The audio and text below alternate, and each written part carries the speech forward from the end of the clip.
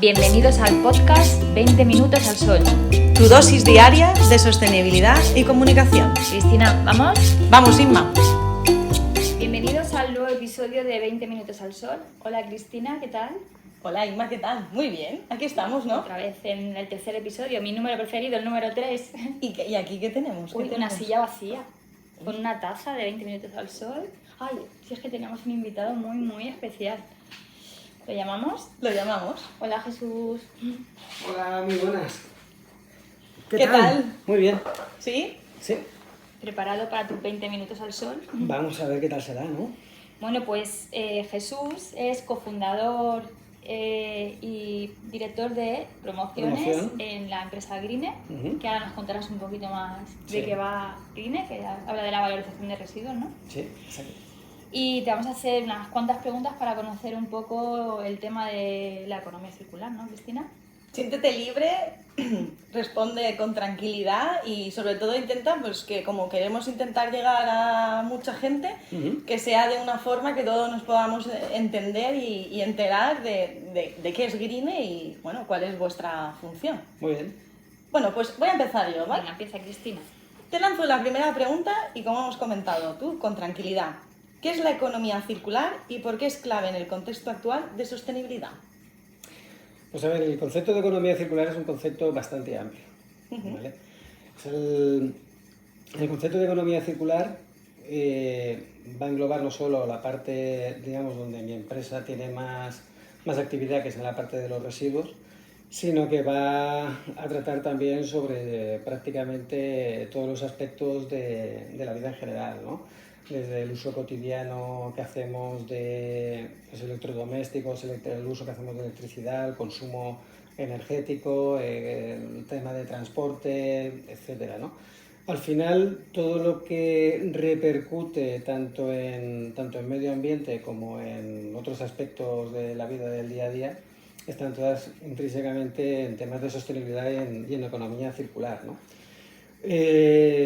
El término de economía circular sí que es cierto que durante estos últimos años está tomando más relevancia porque veníamos de un concepto diferente de pensar, ¿no? Eso lo que era lo que se denomina ahora economía, digamos, lineal, donde al final tú comprabas o consumías un servicio, un objeto, terminaba su uso, se desechaba, volvías a comprar uno, ¿no? Usar y tirar, vamos. Exacto, ¿vale? En el concepto de economía circular, la idea es que una vez termines de utilizar ese producto, puedas volver a reutilizarlo de alguna forma, ¿vale? Claro, hablándolo así, parece muy sencillo, ¿no? Entonces, hay que pensar tanto en el diseño del propio producto para que una vez que se termine su vida, su uso, podamos pensar en cómo reciclar las piezas o sus diversos componentes en otros productos que puedan entrar dentro de la cadena de producción y de consumo, ¿vale? De esa forma, si mentalmente tienes ese esquema, es como un círculo, ¿no? Tienes un momento donde tú empiezas a utilizarlo, lo utilizas, se termina su uso, se reciclan, vuelven los componentes, vuelven a hacer otro tipo de productos que vuelven otra vez a la cadena de consumo y así continuamente, ¿no? Digamos que esa es la parte de economía circular en donde se está intentando trabajar más en la parte de sostenibilidad. En Grine, nosotros ¿dónde entramos? Dentro de esa parte. Se ha adelantado a la siguiente A la pregunta. Mira, Lo tenemos bien educado Sí, al perfecto. entrevistado. muy bien. Pues bueno, ¿cómo La se pregunta llama? era qué propósito buscaba cumplir Grine, ¿no? en la economía circular. Pues- Adelante, Jesús. Pues ya me he adelantado, pues ya voy para allá.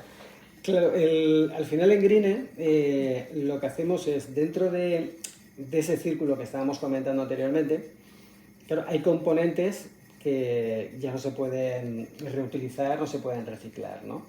Ese tipo de componentes o de materiales actualmente o bien se depositan en vertedero, donde se acaba su vida útil, o en algunos casos, dependiendo de su composición, pueden ir a procesos de valorización energética, ¿no? Donde se van a incinerar para producir energía, tanto energía eléctrica o energía térmica. En nuestro caso, nosotros lo que hacemos es coger este tipo de materiales y ver de qué manera podemos reutilizarlos haciendo una transformación química de los mismos. ¿Vale? En concreto, sobre todo la mezcla de diferentes tipos de plásticos, haciendo un proceso de pirólisis, somos capaces de obtener un aceite que es una mezcla de diferentes hidrocarburos, donde en una refinería pueden obtener otra vez plásticos de segunda generación. ¿Vale? Qué interesante. De esa forma evitamos un material que ya salía de esa economía circular, de ese círculo de uso, lo volvemos a introducir dentro del proceso. ¿Vale? Cuando hablas de materiales de segunda generación, para quien no entienda su concepto, ¿qué significa? A ver, para nosotros lo que son materiales de segunda generación son materiales, están las materias primas, que son las que obtenemos de los recursos naturales, y después del uso del producto, una vez que se reciclan, nosotros llamamos que son materiales de segunda generación o de segundo uso. Cristina. Entonces, es que estaba asimilando toda esta información, porque a mí me llama la atención una cosa que has comentado y creo que es un concepto que se merece explicar un poco, que has dicho pirólisis, porque yo creo que venimos y estamos acostumbrados de que mucha valorización, ¿no?, se haga a través de valorización mecánica, corrígeme si estoy equivocada. Entonces creo que ese concepto deberías de explicarlo un poco para que la gente entienda qué es realmente. Sí, a ver, el concepto de reciclaje es un concepto bastante amplio. Estamos acostumbrados, sobre todo de uso cotidiano de materiales, el papel reciclado, ¿no?, que es digamos el más común de los productos a lo mejor que de uso cotidiano que tienes de un material reciclado o un cartón que se ha reciclado para hacer otro packaging o cualquier envase de ese estilo, ¿no? Al final ese tipo de materiales o de reciclaje, al final es un reciclaje, digamos, mecánico. A lo que nos referimos es que tiene una transformación de un producto que anteriormente era papel, ¿vale? Le haces un tratamiento y vuelves a hacer papel, ¿vale? Es decir, sigue siendo el mismo tipo de producto. Lo mismo podemos decir del vidrio, ¿vale? Donde tú el vidrio lo puedes volver a reciclar para volver a hacer vidrio. Es decir, puedes a lo mejor tener una botella y luego puedes hacer un jarrón de vidrio o puedes hacer una estatua de vidrio o cualquier otro, pero sigue siendo vidrio, ¿de acuerdo? Lo mismo pasa con algunos tipos de plástico, ¿no? Por ejemplo, el PET, que es el plástico que tenemos en la mayoría de envases.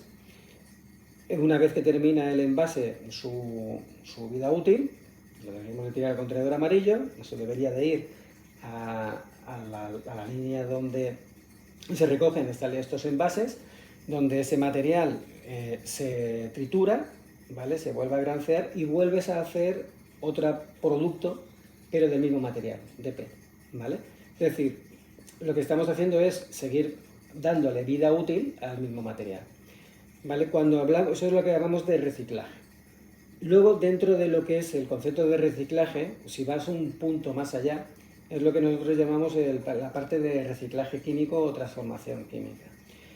Es decir, cuando tú tienes una mezcla de diferentes tipos de plástico, tú no puedes hacer un reciclaje mecánico porque las propiedades que va a tener ese plástico de diferentes tipos no van a ser óptimas para hacer una suela de calzado o hacer una pieza técnica o cualquier otro tipo de material. Entonces, en ese caso, lo que nosotros hacemos ya es un proceso de pirólisis. El proceso de pirólisis al final es una transformación química del material, es decir, lo sometemos a una temperatura donde ese material que entra en un estado sólido lo pasamos a un estado gaseoso y una vez que está en estado gaseoso lo que hacemos es condensarlo. Y al condensar tú estás creando una mezcla de diferentes hidrocarburos que luego en una refinería serán capaces de sacar las diferentes poliolecinas para obtener nuevos plásticos, ¿vale? Al final le estamos metiendo aquí muchos términos químicos, pero es un proceso muy sencillo de entender, ¿no? Es decir, si tú tienes... aquí jugamos con con los puntos de evaporación y de solidificación, lo mismo que el agua, ¿no? El agua, tú tienes agua y está líquida entre 0 y 100 grados, a partir de 100 grados pasa a estado vapor, por debajo de 0 se congela, ¿no? Estado sólido. Lo mismo pasa con cualquier material, a cierta temperatura pasa de estado sólido a estado líquido y luego del estado líquido a estado gaseoso. Lo mismo pasa con un plástico y eso es lo que estamos intentando reproducir en un reactor. Lo sometes a temperatura en ausencia de oxígeno, por lo tanto tú no vas a hacer una combustión, no va a quemarse, con lo cual el material va a pasar por esas diferentes fases y va a pasar a estado gaseoso.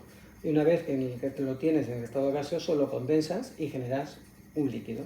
Eso es lo que ya denominamos el aceite. Que como tienes una mezcla de diferentes tipos de plásticos, cada uno de ellos va a pasar al estado gaseoso a diferente temperatura, pero que al condensarlos todos, lo que vas a tener es una mezcla de diferentes hidrocarburos. Y en la refinería sí que serán capaces en sus reactores de separar los diferentes componentes para obtener luego los plásticos de segunda generación. Qué interesante. Mucho, mucho. ¿Y en qué sectores estáis teniendo más impacto con esta transformación? O sea, con Sí, este material de segunda nosotros nos hemos generación. centrado mucho en intentar solucionar la parte de esta fracción rechazo de residuos industriales.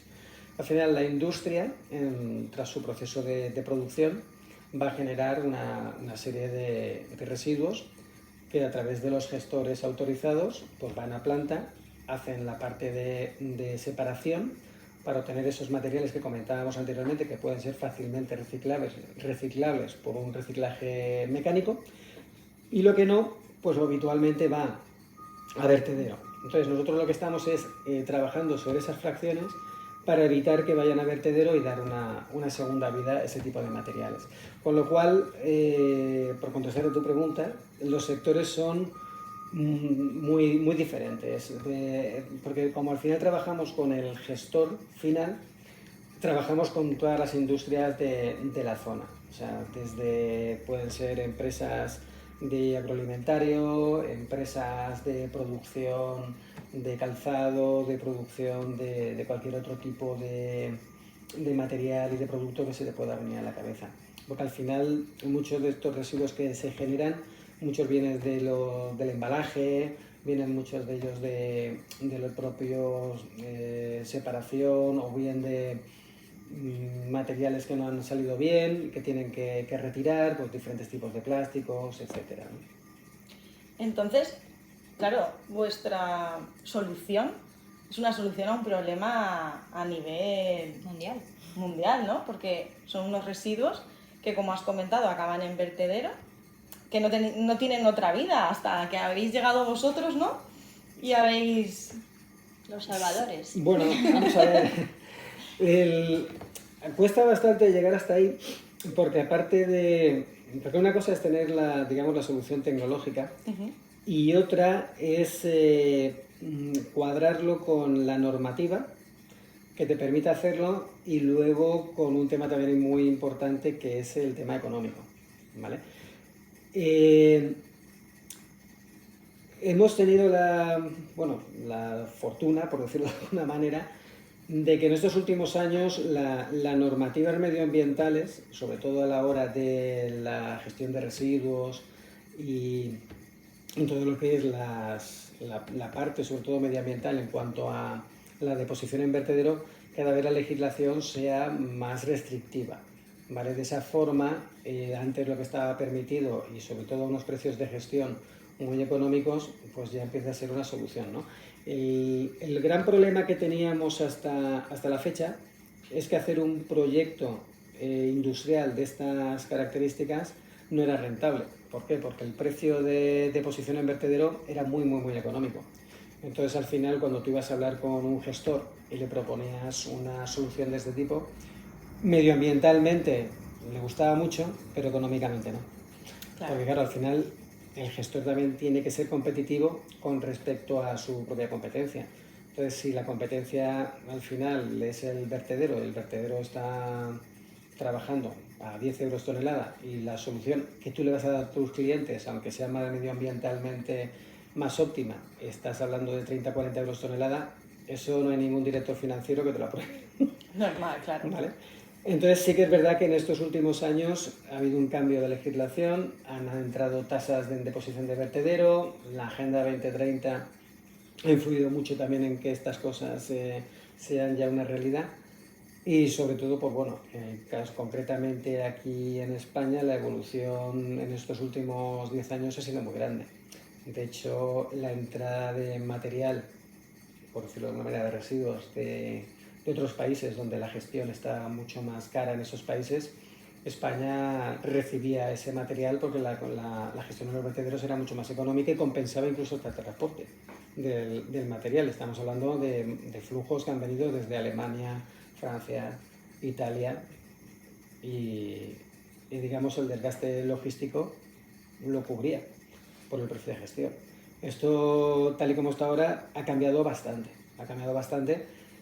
y ya, pues eso, el trasiego de materiales, siempre y cuando se cumplan con la normativa, pues llevarlos más allá de 100 kilómetros a la redonda ya empieza a no ser rentable, con lo cual una de las primeras premisas, que es el residuo, tratarlo en la zona donde se genera, empieza a ser una realidad.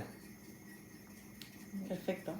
Y con todos estos problemas y esta buena racha que lleva el tema de residuos, ¿cuáles son los mayores retos técnicos o estratégicos que habéis superado?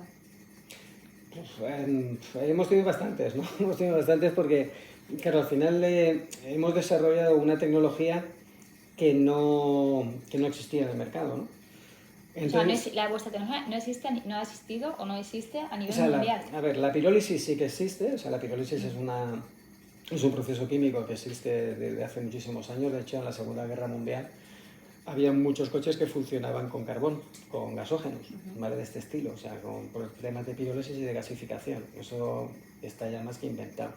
Nosotros lo que hemos hecho ha sido adaptar ese proceso químico para buscar una solución a una problemática que había con la parte de la fracción rechazo, ¿no?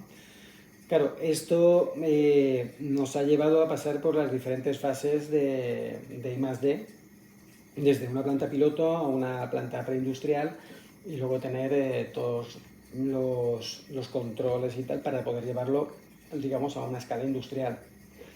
Claro, luego también hemos sufrido, claro, cuando tú vas a legalizar una instalación de este tipo a nivel industrial, al no haber una previa, en la administración, No saben claro, también te miran con recelo, ¿no? Entonces, sobre todo a la hora de cumplir con la autorización ambiental integrada que te van a pedir para tener una instalación de este tipo, ¿no? Entonces, los primeros proyectos han sido complejos, ¿no? Complejos porque hemos tenido que resolver muchísimas dudas, hemos tenido que hacer una labor de muchas reuniones con los técnicos de medio ambiente para explicar bien el proceso, que vinieran a nuestra instalación, que conocieran muy bien cuál es el proceso, para que lo tuvieran claro cuáles eran los fuentes de salida, donde teníamos los puntos de control en cuanto a temas de emisiones, etcétera, ¿no? Pero sí que ha sido un camino complejo. Y largo. Complejo y largo, sí. ¿Hablamos del año? ¿Cuándo empezasteis con todo este proyecto? Nosotros empezamos en 2003 con todo este proyecto y Greener la fundamos en 2011, ¿no? Cuando vimos ya que, tras unas primeras pruebas de laboratorio, viendo un poco el mercado también cómo iba evolucionando por aquel entonces, vimos que sí que iba a poder ser viable un proyecto de estas características, ¿no? Y ya en el 2010, en plena crisis, decidimos en buscar financiación para empezar a trabajar ya en una planta piloto preindustrial, porque todo lo que habíamos trabajado a nivel de laboratorio había que llevarlo a una escala, digamos, más grande, para que luego el escalado a nivel industrial no fuera un salto tan grande y pudiéramos tener controlados todos los parámetros. Pero eso fue también... Hay una buena trayectoria detrás. Sí. Sois una empresa joven y bueno, por lo que entiendo, el I+D algo fundamental en vuestro ADN, ¿no? Sí, a ver, es una empresa que, claro, nacimos con el I+D en vena, digo yo, y desde siempre hemos estado trabajando y mejorando la tecnología para llevarla hasta donde la hemos llevado hoy día, ¿no? Luego, pues bueno, tenemos también otra serie de proyectos, no solamente de valorización, buscando el aceite que estamos comentando durante la entrevista, sino pues buscando otro tipo de soluciones, como puede ser producción de hidrógeno, producción de biometano, producción de diferentes tipos de biocarbones que puedan utilizarse como fertilizantes, como carbón activo, etcétera, ¿no? Al final vamos viendo un poco las características del residuo a valorizar y a partir de sus propias características pues buscamos cuál es la mejor solución, más rentable y con producto obtenido de mayor valor añadido. Aprovechando esto que nos está contando, yo creo que esto da para otra entrevista, ¿eh? Bueno, Bueno, la verdad que sí que es un proyecto y luego el mundo del residuo es un mundo muy amplio y hay muchísimas cosas todavía por descubrir. por hacer, sobre todo por hacer, por descubrir, ¿no? Porque todo Bueno, descubierto, por pero hay que hacer. ponerse en las manos a ello, ¿no? Al final hemos hablado sobre todo de diferentes tipos de plástico, pero aquí podríamos estar hablando toda la tarde de qué hacer con el textil, qué hacer con neumáticos fuera de uso, qué hacer con infinidad de materiales. Luego también, si nos ponemos a hablar sobre todo el tema de el reusar todo este tipo de productos que todos utilizamos de forma cotidiana, nos daríamos cuenta que es bastante complejo el poder utilizarlo, ¿no? Si pensamos en, por ejemplo, una camisa mínimo va a tener 3 materiales diferentes, sin contar los tintes, ¿vale? Imaginemos una camisa blanca, seguramente tendrá una parte de algodón y una parte de poliéster, con lo cual ya tenemos 2 tipos de fibras, 2 botones serán de plástico, con lo menos ya tenemos 3 materiales, ¿no? Entonces, si tuviéramos que reciclar solo uno, sería relativamente sencillo, pero si vosotros os ponéis a pensar en un contenedor, ¿cuántos tipos de prendas hay en ese contenedor? ¿Cuántas toneladas son? ¿Y qué tipología de diferentes tipos de prendas tenemos ahí? O sea, para que os hagáis una idea Qué complejo, de lo difícil sí. que es. No vamos a reciclar textil. Muy Sí, bien, claro. pero ¿Cómo lo hacemos? o sea, simplemente con que pienses en una repisa de tu armario. Madre mía. Bueno, al final igual llegaremos al ecodiseño, ¿no? Que llaman. O sea, a ver cómo fabricamos para que las prendas o cualquier producto se pueda O sea, a ver, entrar en la economía circular tema sin ningún problema. del ecodiseño es un tema fundamental. Luego, para ayudar a los gestores que recogen el residuo, o sea, el material fuera de uso, para poder reciclarlo y volverlo a meter dentro de la cadena productiva, ¿no? Cuanto más fácil se le ponga por el propio diseño, más fácil será reutilizar esos tipos de materiales. Desde luego, si desde el diseño no se piensa en cómo se puede reutilizar, va a ser bastante complicado.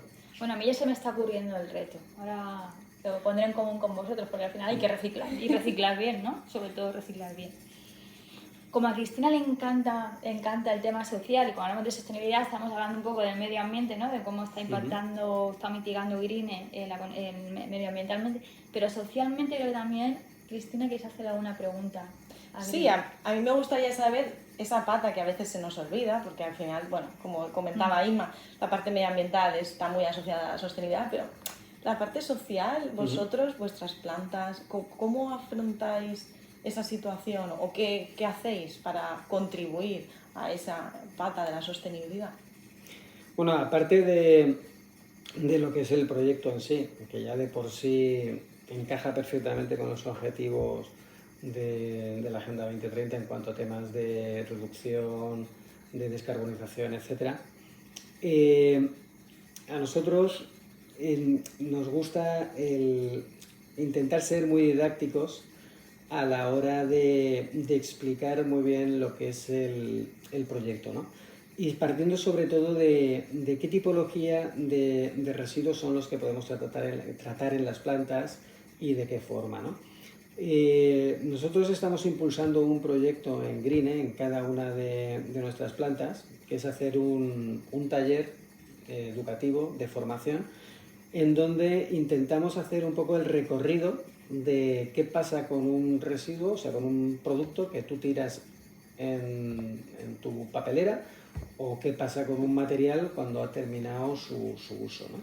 Intentamos hacer un poco un recorrido desde que ese material pues llega al camión, el camión lo recoge, llega a planta, qué es lo que sucede en la planta, cómo se separa con los diferentes materiales y luego cada una de esas líneas dónde van a parar y cómo se pueden ir reciclando cada uno de esos materiales, ¿no? Entonces, o sea, el reto sobre todo de sostenibilidad es que todos seamos conscientes de lo que hacemos en nuestro día a día y de los productos que consumimos, ¿vale? Si nosotros somos conscientes que cuando tú tiras un bote de mayonesa a la papelera y no retiras la tapa de metal, estás complicando el reciclaje de ese bote de mayonesa que es vidrio y le acabas de meter una tapa de metal, ¿no? Eso lo estás complicando. No digo que sea imposible luego reciclarlo, pero ya lo estás complicando, estás haciéndolo que el gestor tenga que hacer un paso más. Lo que es, por ejemplo, a la hora de consumir, ¿vale? Si tú vas a algún supermercado y compras la piña pelada, te la van a poner en un blister de plástico. Que es cómodo, hay que decirlo, pero Vale. claro. Pero, claro, ten en cuenta que no eres tú solo. Somos un montón de millones de personas que por comodidad gastamos un artículo que no deberíamos de gastar. Y eso es un suma y sigue, ¿vale? En todo. Cuando vas a comprarte cualquier producto, seguramente va a tener un sobrepackaging. Al final, si nosotros mismos como consumidores no vamos cortando esto, pues al final vamos aumentando y aumentando el consumo de recursos, etc. Y luego, pues bueno, falta también mucha concienciación a nivel social de calle del uso de los diferentes tipos de contenedores, ¿no? Entonces, Por ahí va el reto, por ahí va el vale, reto. yo estoy seguro, de hecho, aquí que esto lo estamos, bueno, que estoy de Elche, y hace ya unos meses se incorporó el contenedor marrón para materia orgánica. Si por curiosidad levantas la tapa del contenedor marrón, Hay de todo. vas a ver que es igual que el contenedor gris. Vamos, la gente no lo hace de mala fe, sino que simplemente no sabe que el contenedor marrón es solo para la materia orgánica, para el material fácilmente biodegradable, o sea, los restos de comida y demás. De hecho, yo hice la prueba en una vecina de mi comunidad que le pregunté, oye, ¿por qué tiras ahí el material? Y me dijo, porque me cuesta menos levantarlo porque es más nuevo. Era una persona mayor, ¿vale? Claro, pues hay pero, que entender. Claro, Pero bueno, al final... Esa es la realidad, eso es lo que hay que Claro, estudiar, eso es lo que hay entonces, que al ver. final, y luego cuando vas a planta, a la planta final, te das cuenta que la diferencia entre el contenedor gris y la recogida del contenedor marrón es prácticamente la misma. O sea, la segregación no está funcionando. Entonces podríamos decir que una de las principales acciones, si he entendido bien, sería sensibilizar, ¿no? Sí, ese sería uno de los objetivos, porque al final a nosotros, también desde el punto de vista también de empresarial, pues nos interesa el que la gente sepa muy bien en qué consiste un proyecto de este tipo y sobre todo en llevar un poco más al día a día lo que es la gestión del residuo, ¿no? O sea, estamos muy acostumbrados a depositar la bolsa del contenedor y luego nunca más se supo, o simplemente, bueno, esto da igual, como ya lo reciclan. Claro. Sí, ese es el comentario, que quitan puestos de trabajo, ¿no? Que si reciclas tú en tu Claro, casa, o sea, se alguna quitan. cosa así, ¿no? Pero que al final, no... tanta claro, cantidad de residuos y la no dificultad... es fácil, no es fácil. Y luego, claro, cuando tú solo piensas de forma individual, lo ves más fácil, ¿no? Pero tú simplemente, si tú coges en casa, en lo que tú has tirado en tu día a día, has depositado en tu papelera y lo dejas un día, solo un día, y luego al día siguiente lo tiras encima de la mesa, ya verás cómo no puedes ni separar la gran mayoría de las cosas que habías tirado inicialmente. Porque se te habrá mezclado con restos de comida, eso tiene una serie de humedad, de agua que suelta, si has tirado un trozo de papel la celulosa se habrá deshecho y todo lo que hayas tirado pues se ha contaminado o se ha manchado con la materia orgánica, se queda todo pegado, intenta separarlo. O sea, y eso, claro, en tu casa solo con Una bolsita 2 kilos, 3 kilos de residuo. Si esto lo hablamos por toneladas, pues cuesta bastante más. Bueno, Pues casi que hemos superado nuestros 20 minutos hoy, que yo creo que tendremos que volver a citarlo porque se nos han quedado una serie de preguntas en el tintero, pero el reto de esta semana creo que tiene que ser muy claro, ¿no? Yo creo que queremos que nos mandéis fotos usando el contenedor correcto. Mira, muy bien. Sabrá, ¿no? O que nos explique la gente por qué, ¿no? ¿Qué uso hacen de cada contenedor? A ver si es el correcto. a mí me parece una idea excepcional, a ver ¿Qué en te parece? Bueno, y ya para finalizar, danos un titular que nuestros oyentes... Sí, el titular que vamos a ponerle al episodio de hoy. Esto es presión, ¿no? Presión, Esto es presión. Titular. ¿Cómo contribuir? ¿Qué hacer para hacer una economía más circular, más sostenible? Pues bueno, esto es parecido a Hacienda somos todos, pues economía circular somos todos. Muy bueno, ¿eh? Pues nada, muchísimas gracias. Esperamos que te hayas sentido cómodo. Muy bien, sí, muy bien. Te esperamos Otro día te esperaremos. para que nos Pues cuentes más proyectos. vendré encantado. Perfecto. Pues muchísimas gracias. A vosotras. Pues nada, ya terminamos nuestro podcast de hoy. Han sido un poco más de 20 minutos, pero valía la pena. Exacto. Nos vemos en el siguiente vídeo. Y hasta aquí el podcast de hoy. Si te gustó, recuerda, haz tu reto, cuéntanoslo y síguenos en nuestros canales de Instagram, Facebook, YouTube, Spotify y TikTok. Nos vemos en el siguiente episodio. El 1 y el 15 de cada mes tienes tu cita con la sostenibilidad y la comunicación. Somos Inma Lara Y Cristina Pérez.